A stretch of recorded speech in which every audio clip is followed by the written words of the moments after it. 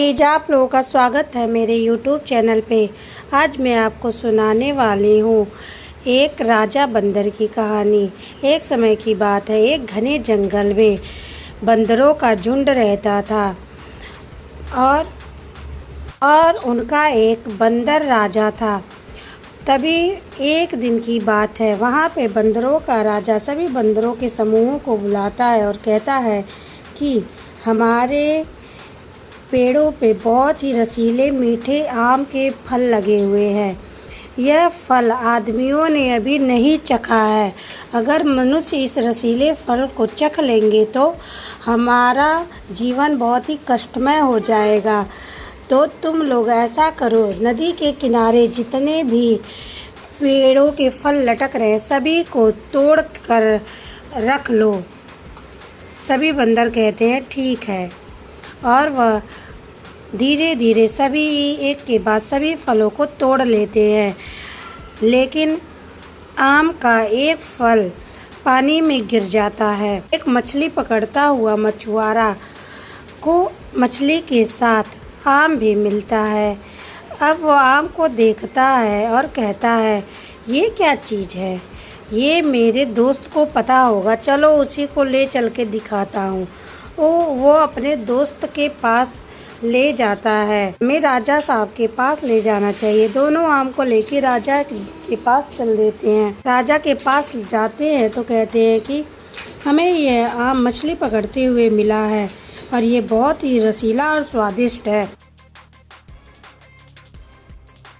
तब राजा मंत्री से पूछता है, ये क्या चीज़ है? तब मंत्री उन्हें बताता कि ये आम्र फल है, ये बहुत ही टेस्टी होता है। तो राजा कहते हैं कि ये हमें कहाँ पे मिलेगा? मंत्री बोलता है कि ये घने जंगलों में मिलता है। राजा कहते हैं हम कल ही वहाँ पे जाएंगे और हमारे जाने की व्यवस्था करो। मंत्री कहता है ठीक है। आम के पेड़ों की तलाश में निकल देते हैं। अब जाते जाते उनको आम के फल दिखाई देते हैं। कहते हैं तब राजा आदेश देते हैं कि सभी फलों को तोड़ लिया जाए और बंदरों को मारा जाए। मैं आज बंदर का मीट खाऊंगा। अब सभी बंदर उथल पुथल करने लगते हैं, भागने लगते हैं, चिल्लाने लगते हैं। सभी बंदर राजा बंदर के पास दौड़ते हुए जाते और कहते हैं, राजा साहब बचाओ मुझे, नहीं तो आज मनुष्य हमें मार डालेंगे। तब बंदरों का जो राजा रहता है वो कहता है, एक काम करो, ये रस्सी मेरे कमर में बांध दो और इस रस्सी को पकड़ के मैं दूसरी नदी के दूसरे किनारे पर छलांग मारूंगा और वहाँ पेड़ पर लटक जाऊंगा और तुम लोग बारी बारी से इधर आ जाना। सारे बंदर वही करते हैं। बंदर राजा के कमर में रस्सी को बांध देते हैं और बंदर राजा एक बहुत लंबी छलांग मारता है और नदी के उस पार चला जाता है। पेड़ की डाली छोटे होने के कारण बंदर राजा उस पर फिर झूलने लगता है और कहता है, जल्दी करो सब लोग, जल्दी जल्दी इधर आ जाओ। अब सभी बंदर एक करके एक के बाद नदी के उस पार चले जाते हैं। लेकिन वहीं पे एक दुष्ट बंदर होता है, उसको राजा बनना होता है और वो कहता है कि चलो आज यही अच्छा मौका है बंदर को सबक सिखाने का। उसे मार देता हूँ और मैं राजा बन जाऊँगा। पैर से मार के नीचे गिरा देता है। राजा बंदर का हाथ छूट जाता है और वह नीचे गिर जाता है। उसके सर में चोट लगने के कारण वह मर जाता है। तभी सारे बंदर ये सब देख लेते हैं, लेकिन कोई भी उसकी मदद नहीं करता। राजा भी दूसरी तरफ से ये सब देख रहा होता है। राजा सिपाहियों से कहता है, चलो हमें उस बंदर की मदद करनी चाहिए।